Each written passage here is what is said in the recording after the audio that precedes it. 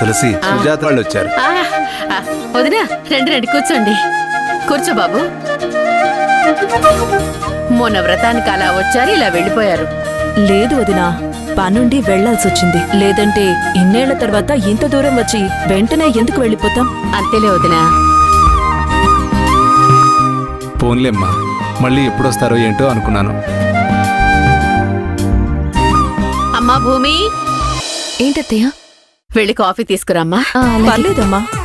మొన్నే భోజనం చేయకుండా వెళ్లారు, ఈ రోజు మన ఇంట్లోనే భోజనం చేయాలి. భోజనం సంగతి తర్వాత. శౌర్య ఎక్కడొదినా? లోపల ఉన్నట్టుంది. అవునా? ఒకసారి అమ్మాయిని పిలుస్తారా? అలాగే. అమ్మా శౌర్యం పిలుచుకురా. అలాగే అత్తయ్య. అత్తయ్య ఎంతసేపు వచ్చాయి? ఇప్పుడే వచ్చా రాఘవా. ఏంటి అరవింద్, ఏంటి విశేషాలు? నథింగ్ బావా. అత్తయ్య బాగున్నారా? బాగున్నాను. శౌర్య, సుజాత పిన్ని వాళ్ళు వచ్చారు, ఒకసారి రా. నేనెందుకు వదినా? రా చెప్తాను. పాపం రాగానే నిన్నే అడిగారు. సరే పద. అయ్యో ఇలా కాదు, కాస్త నీట్గా రెడీ అయ్యిరా. నీట్గా రెడీ అయ్యి రావాల్సిన అవసరం ఏముంది? పెళ్లి చూపులేం కాదు కదా.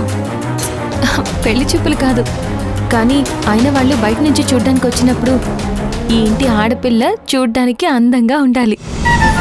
సర్లే వదినా, నేను వస్తాను పద. ఇంకేంటమ్మా విశేషాలు?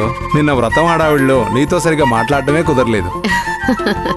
ఇంతకాలం మాట్లాడడం కుదరలేదన్నయ్య. మీరు అవకాశం ఇస్తే ఎప్పటికీ ఇలాగే కబుర్లు చెప్పుకుంటూ ఉండొచ్చు. దానికి అభ్యంతరం ఏముంటుంది వదినా? కావాలంటే మీరు మాతోనే ఉండండి, అందరం కలిసి సంతోషంగా ఉందాం. కలిసుండాలంటే కలుపుకోవాలి కదా వదినా.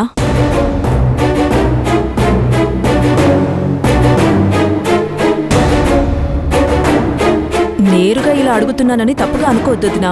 నిన్న ఇంటికొచ్చి మన శౌర్యను చూసిన తర్వాత మేమెలాంటి కోడలు కావాలనుకుంటున్నామో అలాంటి అమ్మాయే ఈ ఇంట్లో ఉంది.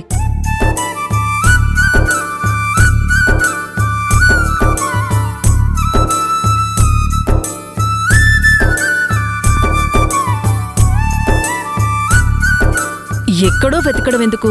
నా అన్న కూతురే కదా, వాడికి వరస అవుతుంది. అందుకే మీకు అభ్యంతరం లేకపోతే సంబంధం మాట్లాడదామని వచ్చాను.